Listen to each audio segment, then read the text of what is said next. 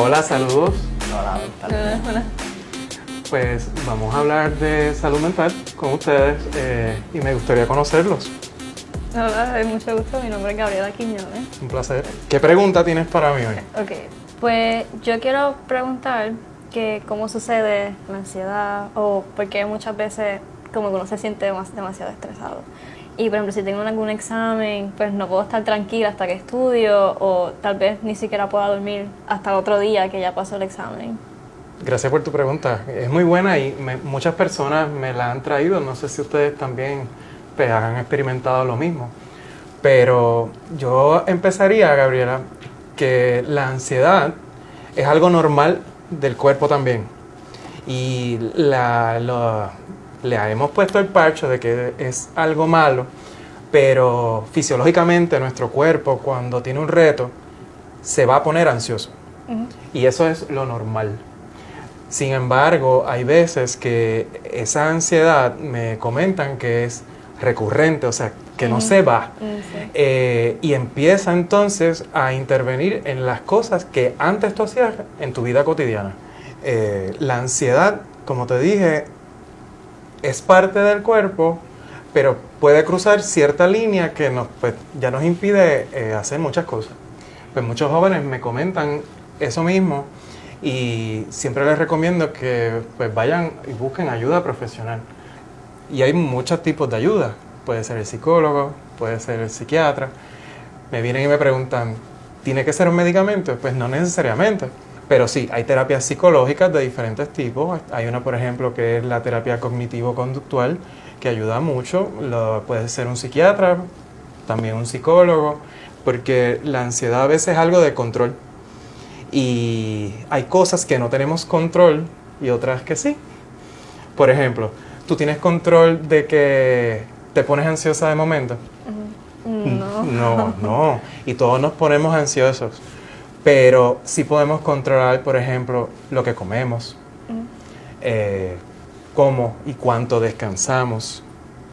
Todas esas cosas son importantes. Saludos, mi nombre es Celeste y quería preguntarte sobre la depresión. Hola, Celeste. Ok, pues quería saber cuáles son los signos de la depresión.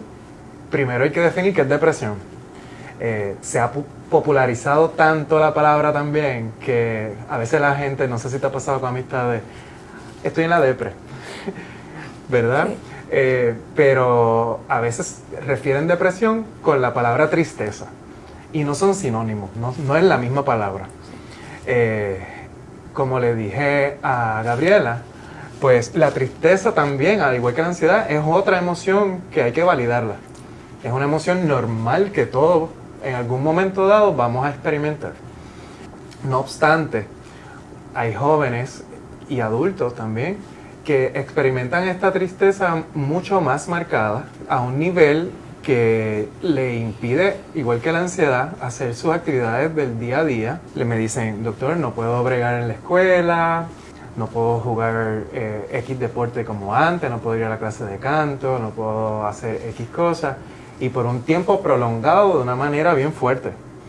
Pues entonces ahí ya suena como depresión, porque la depresión evita también tu funcionamiento regular. Pero la tristeza sí es parte de eso. Esa es la primera distinción que yo haría. Y como que tú le dices algo que tú piensas como que deberías buscar ayuda y no te quieren hacer caso, Wow. algo así. Pues, ¿cómo? Y eso está bien difícil. Ajá. Yo creo que acá yo, ¿verdad? Como te diría a ti, que la primera parte es establecer una conversación con ese amigo. Entenderlo desde un punto de vista donde esa persona no se sienta juzgada o juzgado con cierta empatía. Es un poco difícil, pero creo que si uno trata de escuchar sin tener que emitir un juicio, pues es un poco más fácil. Luego de ahí, pues tenemos que también nosotros establecer un límite. ¿Y qué es eso? ¿Hasta qué punto yo puedo ayudar a mi amigo o amiga si no quiere buscar ayuda? Entonces ahí nosotros, en este caso tú, tienes que evaluar si deberías ir a otra persona, a un adulto, que te pueda ayudar en este aspecto. Como sus padres. Como sus padres, los maestros o, ¿verdad?, gente que está en el círculo de tu compañera o compañero. Porque definitivamente es algo que puede cambiar la vida de una persona. Y hay que tomarlo bien en serio. En cuanto a medicamentos, si un amigo pues ya tiene depresión y los papás se niegan a ayudarlos con darle medicamentos o llevarlos a terapia o cosas así. Ok, pues la importancia, si necesita un medicamento, pues requiere una evaluación de un médico especialista en psiquiatría que determine si es necesario esa alternativa. Hay momentos que esa no necesariamente es la primera opción. Podemos intentar, igual que la ansiedad, ciertas terapias que ayudan a mejorar el estado de ánimo. Sin embargo, hay momentos que esa depresión se torna severa. Y ahí sí, pues tenemos que considerar un medicamento. Si el papá no quiere dar el medicamento o la mamá no quiere dar el medicamento, es bueno primero, en mi caso, yo establecer una conversación con los papás en ver cuáles son las expectativas que ellos tienen en este caso y cuáles son las visiones que tienen en cuanto al medicamento. Y llegar a veces hasta un punto medio. No obstante, hay momentos que lo que es imperante, lo que de verdad es necesario es el medicamento y entonces ahí tengo que tomar otras medidas para poder ayudar al joven. Y sí, es un reto. Tu pregunta es bien asertiva porque me pasa mucho en el trabajo. Gracias. A ti. Saludos, doctor. Mi nombre es Alexander. Hola. Y mi pregunta es sobre las drogas. ¿Cuáles son las drogas más comunes entre los jóvenes de hoy día? Gracias, Alexander. Definitivamente hay mucho uso de sustancias, de drogas en los pacientes que me visitan.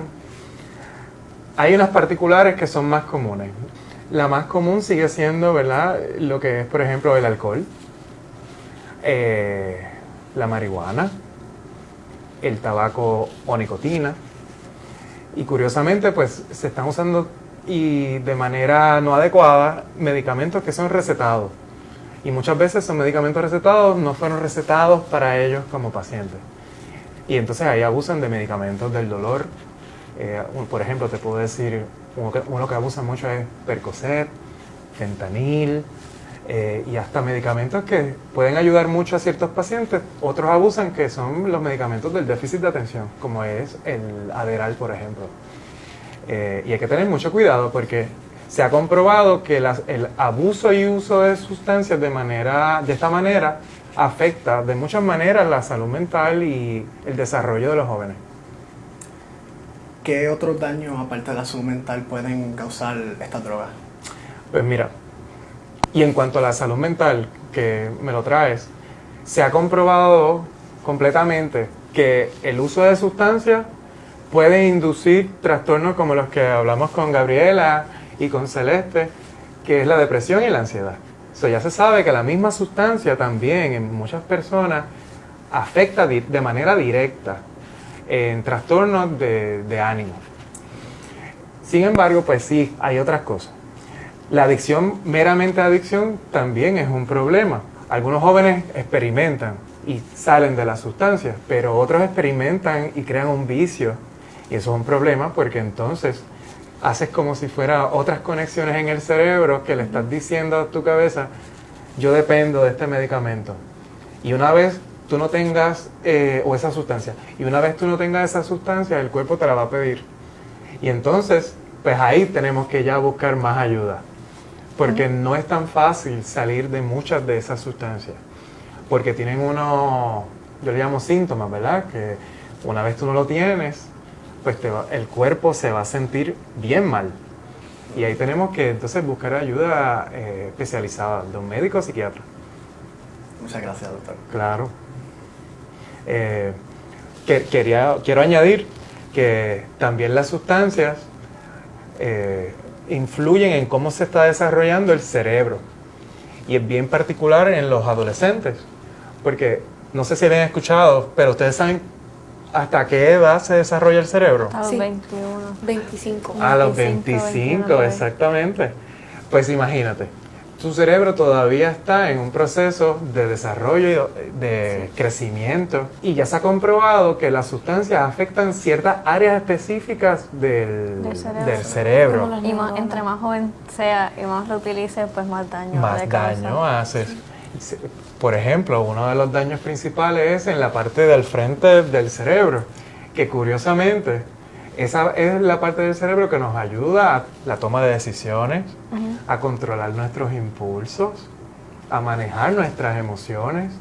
El cerebro, cuando somos bebés y somos chiquitos, está haciendo muchas conexiones. Y a medida que estamos creciendo, ocurre un proceso que le llaman en español como si fuera un podado. Y se siguen haciendo otras conexiones. Y se sabe que las sustancias usadas de esta manera interfieren en ese procedimiento. Y entonces eso tiene secuelas que van a durar muchas veces de por vida. Entonces, quería hacer una pregunta sobre cuándo identificar cuando algo se está convirtiendo en una adicción, ya sea el propio celular, alguna sustancia, ya sean drogas, o tal vez cosas que nosotros hacemos o comemos cotidianamente y se convierten en una adicción y uno no se da cuenta. Y no se da cuenta cuando necesita buscar ayuda de algún profesional. Es difícil porque llega un punto que se vuelve quizás como un hábito. Y hasta qué punto yo voy a lograr identificar que es un problema. Y muchas cosas en la televisión, en el social media, se ha normalizado. Y como me dijiste, el vape, el celular y otras cosas, no todos son drogas ilícitas. Llega un punto que tú sabes que si no lo haces, interfiere en tu funcionamiento diario, pues ya es un problema. Y más, como habíamos mencionado con Alexander, el cerebro, a diferencia de un adulto mayor de 25, el cerebro todavía se está desarrollando y todavía no sabemos todos los efectos negativos neurológicos que estamos provocando con nuestros nuevos hábitos y que no vamos a poder cambiar. Y excelente con el celular. Todavía no se ha estudiado todos los daños que se pueden hacer, pero se sabe que el mecanismo de la adicción al celular es bien parecido al de uso de sustancias. Eso sabemos, ¿verdad? Pronto vamos a ver otros estudios que nos van a decir que vamos a tener que seguir tratando de monitorear esa conducta en nosotros. Y sí, y hay que buscar ayuda. Gracias. Quería preguntar sobre cómo yo podría saber si un amigo mío o un familiar me está afectando la autoestima. Primero que la autoestima de por sí, que la palabra es como media difícil y confusa. Autoestima, yo la defino como esa percepción que tenemos de nosotros mismos, de quién somos, y no me gusta decir esa palabra, pero a veces le damos cuánto yo valgo. Y eso, ¿verdad? A veces es una distorsión cognitiva que no me gusta. Pero es más bien la percepción que tenemos de nosotros mismos y nuestra capacidad de lograr ciertas cosas. Y esa autoestima sí se puede afectar de muchas maneras, especialmente con, ¿verdad? Con nuestras diferentes relaciones que tengamos. ¿Tienes alguna preocupación en cuanto a qué tipo de relación puede influir en la autoestima que te preocupe? Más de amistades. De amistades. Pues mira, a veces las amistades influyen de manera negativa, especialmente en la adolescencia, porque es una época donde estamos constantemente comparándonos. Y a veces una diferencia y ser una minoría afecta negativamente en cómo te ven los demás. Y cómo te ven los demás a veces influye también en cuánto se afecta el valor que yo veo en mí mismo. Y entonces, por ende, eso va socavando, como que taladrando poco a poco en el cerebro, Sí. y se van formando otras cosas que no queremos. Y son trastornos de ánimo, por ejemplo. Hay jóvenes que, por ejemplo, jóvenes los molestan y es algo constante que se sigue repitiendo, y terminan desarrollando trastornos de depresión, de ansiedad y hasta abuso de sustancias, que lo mencionamos. Algo que a mí me gusta de los jóvenes hoy día es que me traen el tema de los límites, que lo hemos hablado. Y a veces tenemos que tener límites con nuestras amistades y con todas nuestras relaciones, con nuestros amigos y amigas, con nuestros familiares, papá, mamá, tío. Y a veces si tenemos pareja, con nuestra pareja también. En nuestras diferentes relaciones tenemos que establecer qué cosas yo espero de esa relación. Por ejemplo, usando ese mismo de amistades. A veces hay que tener esa conversación con un amigo o una amiga. Esto es lo que yo espero de nuestra relación. A mí me gusta que me traten así, que no me hagan esto, por ejemplo, que me respeten, que respeten mi espacio, mis valores, mis creencias. Y una vez uno discute eso, eso permite a la otra persona saber qué cosas respetar para tener una relación saludable contigo. Y eso va a afectar directamente tu autoestima. Sí. Porque afecta tu estado de ánimo y, como dije ahorita, tu capacidad de hacer cosas. Cosas que antes quizás se te hacían más fáciles, se te pudiesen hacer más difíciles, y algunos retos que te gustaría cumplir, quizás empiezas a tener dudas de si los puedes hacer o no. Y eso afecta directamente. Sí. Ok. Pues a veces yo veo cuando yo estoy en el teléfono o en mi computadora, yo estoy viendo Instagram, por dar un ejemplo, y pues yo veo a gente que yo conozco o compañeros de la clase que están haciendo cosas o usando filtros, y yo los veo y yo quiero ser así. ¿Cómo yo puedo saber cómo parar de ver eso? ¿Cuál es el límite que yo tengo para parar de ver esas cosas? El primer paso es ese que me acabas de decir. Yo creo que cuando uno está viendo el celular y ya empieza a sentirse, debo parar, pues ya sabe que hay que establecer un límite. Lo malo es que a veces el social media, yo quisiera que nadie usara el celular, pero va a seguir pasando. A medida que estamos, por ejemplo, voy a hacer un ejemplo, usamos una plataforma social donde posteamos fotos, pues humanamente nos vamos a comparar constantemente. Y humanamente vamos a decir, wow, yo no tengo eso, o no me veo así, yo quisiera ser así, y me voy a comparar.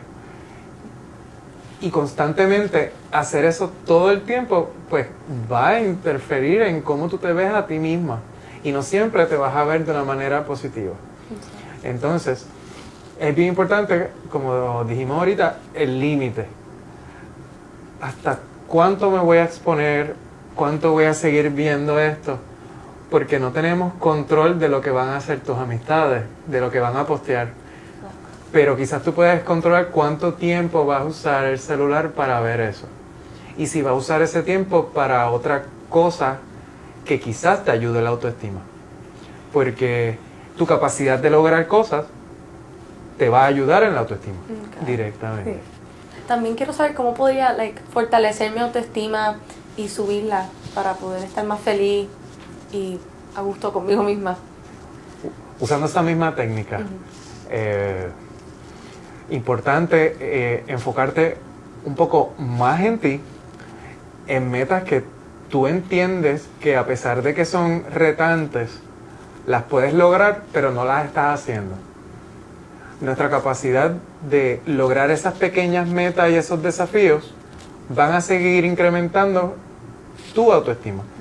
Porque entonces tú vas a estar viendo que no importa la dificultad, tienes la capacidad de lograr ciertas cosas.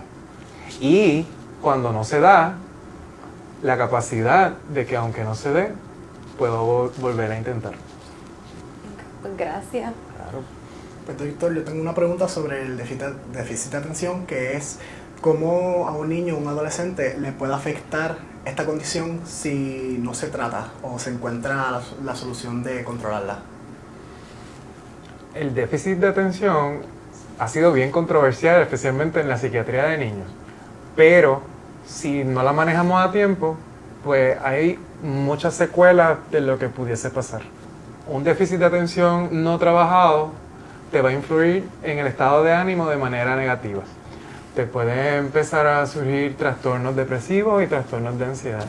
y está comprobado que el déficit de atención no tratado influye en abuso y uso de sustancias. Y entonces lo que dialogamos ahorita empeoraría. Entonces tenemos una gama de problemas que pudimos haber solucionado de diferentes maneras y que no hicimos. Muchas de las preguntas que traen los papás especialmente, ¿tiene que tomar un medicamento? Pues la realidad es que hay veces que hay que tomar un medicamento y otras veces que hay que hacer cambios en el estilo de vida, o ambas. Hay mucha resistencia a veces en cuanto al diagnóstico, pero hay que seguir fomentando la información en cuanto a ese diagnóstico. También puede haber hasta problemas de aprendizaje. Y importante que también puede coexistir con otras cosas médicas o trastornos de salud mental. Y si no la identificamos con una buena evaluación de un especialista en la salud mental como los psiquiatras, pues el paciente no va a mejorar. Por ejemplo, si un paciente tiene problemas neurológicos o problemas médicos no tratados, el déficit de atención y las demás cosas que hemos dialogado de depresión y ansiedad van a empeorar grandemente. Como el síndrome de Tourette. El síndrome de Tourette, sí. Hay muchos jóvenes que además del déficit de atención tienen el síndrome de Tourette y necesitan una buena evaluación que se enfoque tanto en psicoterapia, o sea, terapia psicológica con ciertas alternativas de cómo manejar los movimientos involuntarios y muchas veces medicamentos, porque el síndrome de Tourette no tratado puede traer mucha dificultad para la persona a corto y a largo plazo. ¿Cómo el bullying puede causar problemas mentales o hacer una persona que se sienta mal? ¿Cómo el bullying afecta a la persona así? Pues humanamente el bullying nos va a hacer sentir mal. Sin embargo, lo que he observado es que el bullying en la generación de ustedes es bien marcado y bien fuerte, porque quizás en mi época, que también existía el bullying y no lo manejaban de una manera correcta, pues paraba en un punto. Ahora el bullying continúa, no solamente en la escuela, sino ustedes van a la casa y sigue el bullying a veces a través del celular y de otras vías. Y eso constantemente es un estresor. Y en muchas personas puede influir negativamente y desarrollar trastornos del ánimo, depresión, ansiedad, algunos hasta cosas de trauma que se deberían evitar. Igual que en las demás cosas que dialogamos, siempre es importante conocer cuál es la vida regular del joven. Y como mamá o papá o compañero, cuando uno ve una conducta diferente en la persona y de manera prolongada, pues eso me levanta una bandera. Cuando empieza a estar aislado o aislada, no hacer las cosas que antes hacía, no disfrutar las cosas como antes, no comer como antes, ni descansar, ahí son cosas que hay que estar bien pendientes. Y que pueden influir, como dijimos, en la salud mental. ¿Qué podemos hacer para como parar el bullying? Lo primero que dialogamos ahorita, hablarlo, comunicarlo a la persona que está molestando a la otra persona. Y segundo, buscar ayuda. Porque muchas veces esa persona que está haciendo bullying no va a parar.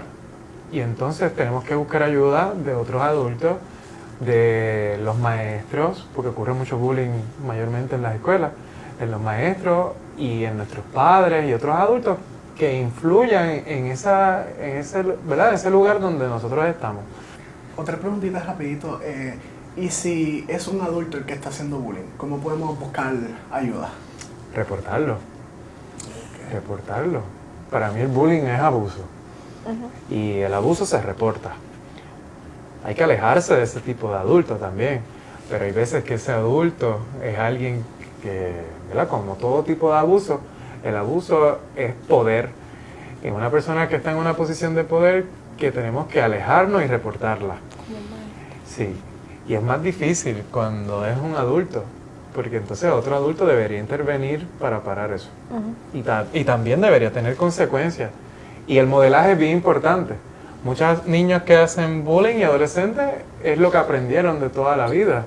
Y sus papás, lamentablemente, papá y mamá a veces lo han hecho sin querer. Entonces, me gustaría hacer una pregunta sobre algo que creo que es muy concurrente entre los jóvenes, sino ya como los trastornos alimenticios, que yo creo que es algo que tal vez muchas personas no se dan cuenta porque pasa más algo como que entre privados. Pero tú tal vez hay momentos que si te das cuenta como que yo creo que esa persona puede tener como un trastorno alimenticio, cómo uno puede como ayudarlo a hablar sobre el tema. Casi no se está hablando al nivel de lo que sí está ocurriendo.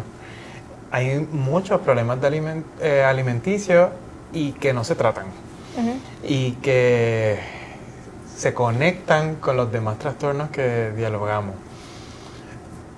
El primer paso es buscar ayuda y hay que fomentar a los jóvenes que está bien buscar ayuda porque es un problema multifactorial, tiene muchas razones de por qué ocurre y una sola alternativa no es suficiente para trabajar un trastorno alimenticio y es algo serio que te puede costar hasta la vida.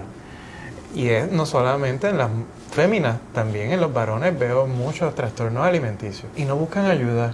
Y tiene también consecuencias médicas que dictan la vida y la muerte en esa persona. Las alternativas para ese tipo de trastornos tiene que ser un psiquiatra, un psicólogo, ayudar, en el caso de ustedes, un pediatra también. El psiquiatra da muchas recomendaciones a todos los diferentes especialistas y muchas veces también hay que coger terapia individual y de familia, porque la familia influye mucho en los trastornos alimenticios y se requiere seguir dialogando sobre ese tema en particular. Yo los invito a que compartan este diálogo para que llegue a muchas personas y puedan buscar ayuda. Normalizar lo que es la salud mental y cómo trabajarla. Yo entiendo que tenemos que atrevernos a buscar ayuda con la gente que es más cercana a nosotros, nuestra familia, nuestros maestros, los adultos que nos rodean, para que entonces tengamos una red de apoyo y seguir ayudándonos nosotros mismos. Entiendo que esto puede llegar bastante lejos y todos esos jóvenes que ahora mismo no tienen ayuda se atrevan a pedirla. Y entonces aquí vamos a estar todos nosotros los diferentes especialistas de la salud mental, en mi caso, el psiquiatra de niños y adolescentes, para hacer una evaluación completa y dar las recomendaciones pertinentes para que el estilo de vida y la calidad de vida de esa persona sea mucho mejor. Así que les agradezco un montón haber compartido este ratito conmigo y nos veremos pronto.